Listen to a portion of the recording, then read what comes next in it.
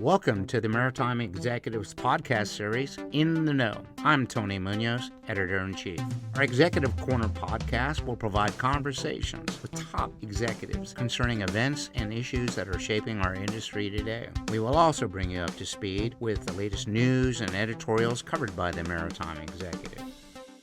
Maritime Executives, today we're thrilled to introduce to you Joseph Morris, who is the Executive Director, Port Director and CEO of Port Everglades, one of our favorite ports in the country. I must tell you, I moved from San Francisco to Port Everglades and knew a couple of people at the port, but had no connection to be here.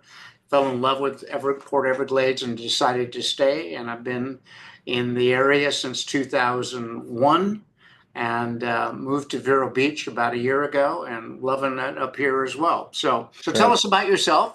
You have a great experience. You were in one of my favorite areas of the world, Boston, and then you went down to Costa Rica, and now you're at Port Everglades. Tell us about that journey. But like you said, it's been a journey for me to get here, and I'm so blessed to have had so many great leaders and mentors that have helped me along that journey. I started in warehousing, actually loading and unloading containers with sea freight, and got an opportunity to work with Maersk Line near my hometown in the Washington State area, just south of Seattle, in the Port of Tacoma. And through that journey, I started to see how big and fantastic this industry is. And I was with AP Moller Maersk and APM Terminals, their terminal operating division, for 23 years.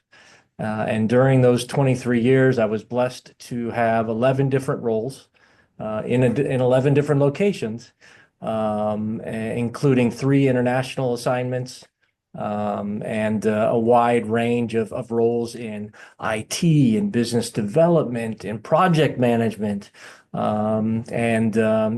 returning back to my roots at some point into the operations world as the COO for a fantastic project in Costa Rica, as you mentioned, where we brought a terminal to life in Moín, Costa Rica. Fantastic experience with the people there, with the project itself. And then moved on to the Port of Boston, where I learned, from the Port Authority viewpoint, how to operate a port, how to function in government. And when this opportunity at Port Everglades came up here in Broward County in 2024, I started asking some questions, and the more I heard, the more excited I got about the port itself. The opportunity, and I'm so fortunate to have been selected by our county administrator and confirmed by the county commissioners last July. I really do love being here. It's one of the funnest, It's a great city, isn't it? most dynamic port complexes I've seen, and I've seen a few. Yeah. So tell me, this is a very unique port. It has one entryway that shares it with cargo ships and cruise ships, and the complexity of managing, that and having apartments and residents all along the shoreline there is quite an interesting port structure. Tell me about how you manage all the cruise ships that come through, and might I ask you, how many cruise passengers do you anticipate this year? So our entrance channel is indeed adjacent to a great community of a couple high-rise condominium buildings. Right. We engage with that community, and actually they partake in some of these cruise celebrations that we have, and we often see residents out on their balconies waving to the cruise ships every day as they leave the port. But it is a fantastic responsibility to juggle all the ship traffic. Yeah. We have our harbor master tower that is under the port jurisdiction that works with our pilots and the local tug companies to manage all that traffic. With the hundreds and hundreds of cruise ships that we have every year, it does become a fun exercise in logistics and planning. So the dynamics of all that, of course, we've got the cargo ships, we have the energy ships, right? The petroleum tankers that are Right. coming into port, and keeping all that on a good schedule so there are no disruptions is important for us because we like to think that we are a high service level port, and we know that that's important for timely schedules and making sure disruptions are not something that has to do with the port operations.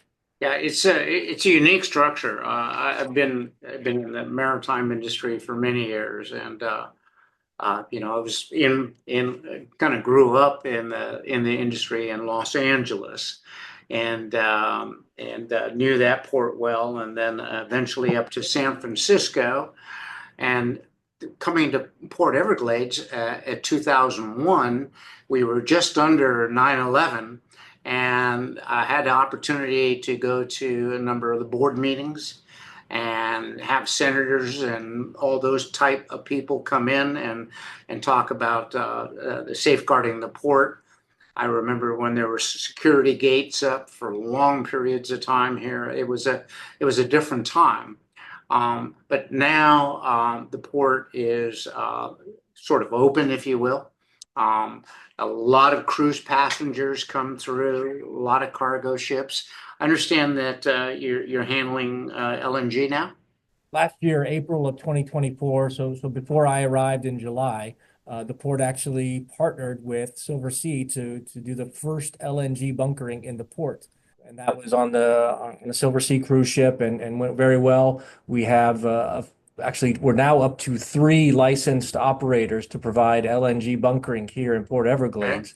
And in fact, as we record this today, I'm not sure when it will air, but today we're celebrating a cargo LNG ship making its first call here at Port Outstanding. Everglades. It's the Quetzal. It's with Crowley Maritime, one of our great partners that operates a terminal and also, of course, has their shipping business. So we're very excited to celebrate all of that.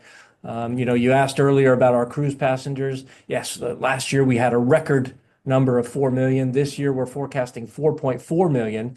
And as part of all that, some of these new cruise ships that are coming online are also, of course, dual fueled, but LNG capable. And we have multiple LNG cruise ships that are calling the port, and we're happy that those cruise vessels can receive bunkers here in a safe fashion. Port Everglades, what a wonderful place to come and take a cruise. I've had many friends come from all over the country and come to visit me, and then as they're coming through, they take off on a cruise, and it's a great city to be hosting the cruise line industry. Um, what have your first 10 months on the job been like in terms of some of your agendas, some of the things that you're looking at, forecasting? Tell us a little bit about what you intend on, what projects you intend on moving forward, like what am I trying to think of? I'm trying to think of dredging is a big deal. And I know it's been a big deal in the port for quite some time. How are you handling that? So Tony, our dredging project is to a point where it could have its own midlife crisis. It's 28 years and counting, and we have a renewed energy around this upon my arrival, and thankful that some of the timing worked out, but also some of the experience that I bring from Boston, where the phase two and phase three of that dredging project were completed while I was there, bringing that here and catching up on all the history with that project. Yes. It's not been a simple task, but it's been a fun one. And as we continue to engage our partners at the Army Corps, National Marine Fisheries, and elsewhere in government to see how we move this project along, there's, like I said, a renewed energy around getting this project really going. We know that there's a significant environmental impact that needs to be mitigated. But at a certain point, the economic impact that we have here will be stifled if we can't move this project forward. So we continue to engage all these partners and and have intent on doing the absolute right things to be a good environmental steward. I think we have a great track record here in the port of doing that with some mangrove projects related to our Southport turning notch project that completed a couple years ago. So we've put our words and our actions together. So we hope that carries some weight as we continue to move forward on the deepening and widening project. It's a very unique port. I believe that probably the most unique port that I've been through, with one entry into the port, and you have probably some of the best harbor pilots in the world managing those ships. I have had the opportunity to meet with some of them, and what a tough job they do, with the traffic and everything. So tell me about some of the projects like shore power and bulkhead replacement, and some of those projects that you have going on. So Tony, we have a lot going on here in terms of upgrading our infrastructure to meet the needs and the demands here of Broward County and South Florida residents and businesses. And as part of that, we have some not so flashy things. You mentioned bulkheads, and that is something that the average person wouldn't really know about or have much interest in. But as maritime folks, we know that is critical to a port's infrastructure. Absolutely. So we've gotten our money's worth out of the existing bulkheads. They're overdue for replacement in some sections, and we've already taken care of those most critical assets. And we continue to work towards a full bulkhead replacement program throughout the port, and that will come with some fender replacements in our cargo area in the Southport portion of the facility of the entire port complex. So everything's on track, but it's a significant investment over many years for bulkheads, north of $270 million. Wow. So it's flashy in that regard, but not flashy in terms of you see it every day, right? Right. So that's some behind the scenes stuff. Some more higher profile things are indeed that Southport turning notch, which added 1,500 feet of linear berth, and not many ports can say that they've had a project of that impact. I'm sure you can appreciate that. Right. And that has been a game changer for our tenants really in the Southport area with cargo ships. That came in conjunction with 6 new Super Post Panamax low profile cranes, because we are just 1.5 miles away from Fort Lauderdale Hollywood International Airport, which is great for our cruise passengers. But indeed it requires a different crane. But these are some of the largest of their type in the world. And our port users are really appreciative of those. In fact, our last 3 that were commissioned are this month celebrating their 1-year anniversary of being in operation. So, you put all those things together, and our cargo world has climbed up the CPPI, the Container Port Performance Index, put on by the World Bank every year. The last study, we ended up at number 65 globally. That's in the top 15%, Tony. And we also boast here regionally that we're number 3 in North America and number 1 in Florida. Wow, that's great growth. That's great growth. One of the things that I've always been concerned about with Port Everglades is its through capacity from 595 into the port, with all the trucks coming out and dealing with that. Is there any project or anything being done to get the trucks out? I know that they struggle to get out and get on that 595 and go. Are any plans to make that a little easier for them? Tony, we do have traffic at the forefront of our minds. We're actually in process on our next iteration of what we call our master vision plan. This is something that is required by our county commission to make sure that the port and its evolution, its development, infrastructure upgrade plans are in line with the county vision and mission. So we're in motion on that now. That should be put forward to our commission later this year for their blessing. And part of that focuses on traffic. We've seen tremendous growth in cruise. So we've got, more buses and more ride share vehicles coming in, as well as with the shorter itineraries that we see from cruise lines. It's driven up a demand for personally operated vehicles and parking. With all of that, of course, we've seen pretty good growth in our cargo business. And the trucks, fortunately, are now for two of our facilities. Our terminal operators have put in their own appointment systems, and that has helped to manage some of the traffic on a day-to-day and week-to-week basis.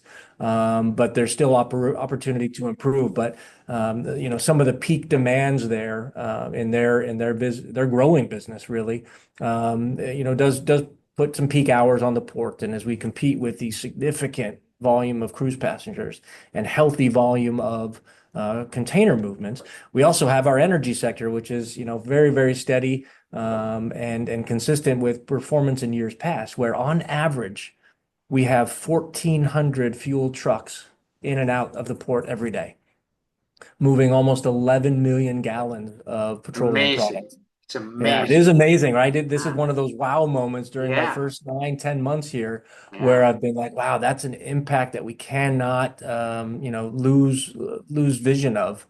While we do have some pipeline activity happening, the number of those trucks and the value that they bring to the region, supplying more than a third of the state's fuel, it's really something that makes you, I always ponder found the that impact of the port. incredibly, uh, for you to supply so many counties from Port Everglades. I'm overwhelmed by the capacity and the ability to do so, and without any problems. I mean, you support so many counties. I understand that you actually go into northern Florida, driving fuels into the northern Florida and Georgia. I mean, it's incredible.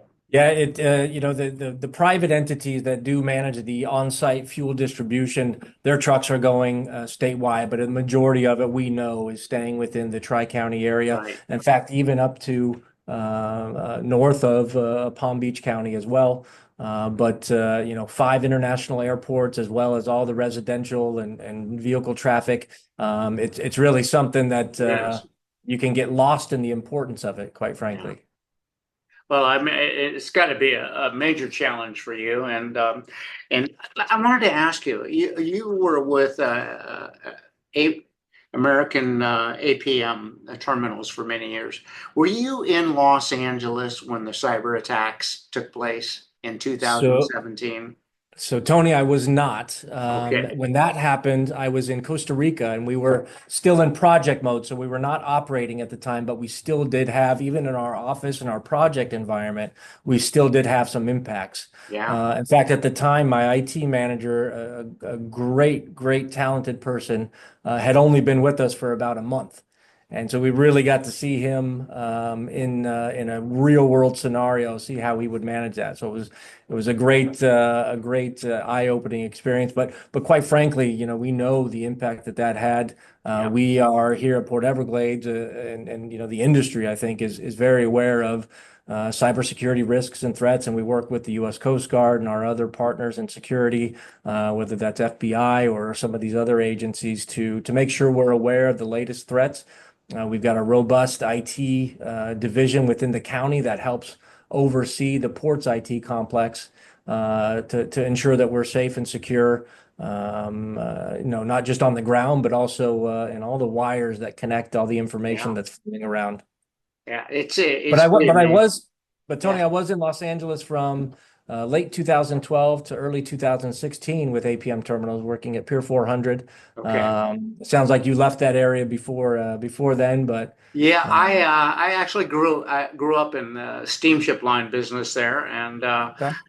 worked for K Line Kerr at the time. That we had so many steamship lines that we represented, and one of the great partners was the LA Long Beach complex, and got to spend a lot of time with the executives down there and learn the business and learn the flow of traffic in and out of Long Beach, and it's something that stayed with me my entire career. And so anybody that comes out of the ports, I have a great respect for because it's 24/7 for you guys. It is, it really is a work environment that doesn't have repeat days. And that I think is part of what draws me and continues to draw me to it, as well as, the wonderful people. And as I've arrived here at Port Everglades, I can tell you, it's a rare thing that we have here. And I've boasted about it to the locals. And it's a mix of the passion that the people have, their experience that they bring. But as we look at the greater port community and the stakeholders associated with the port, there is more support and recognition and engagement than I've seen in my 27 plus years in the industry. And it is so beneficial to our mission, to our vision, and the impact that we have. If we need to understand something that's happening here locally, because 80% of our cargo that moves through Port Everglades either originates or terminates within 80 miles of the port, right? So we have a tremendous regional impact. So if we need to understand something that's happening, we've got a great network of folks here locally that are willing and able to help us understand and make sure that we harmonize with both business, with the residential communities that are impacted by the port, and the millions that rely on the goods and services that are moving through and for the port every day. And then you also have a great maritime community there.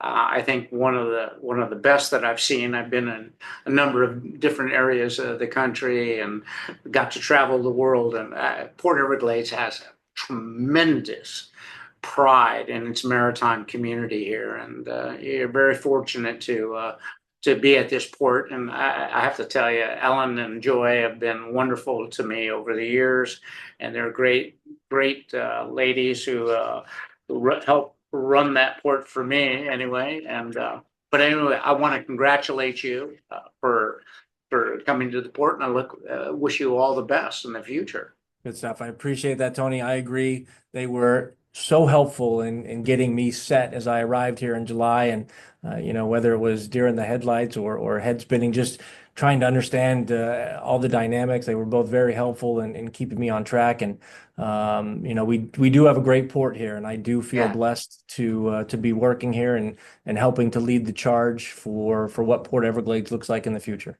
Well, good. I look forward to talking with you again in the future, and thank you for your time.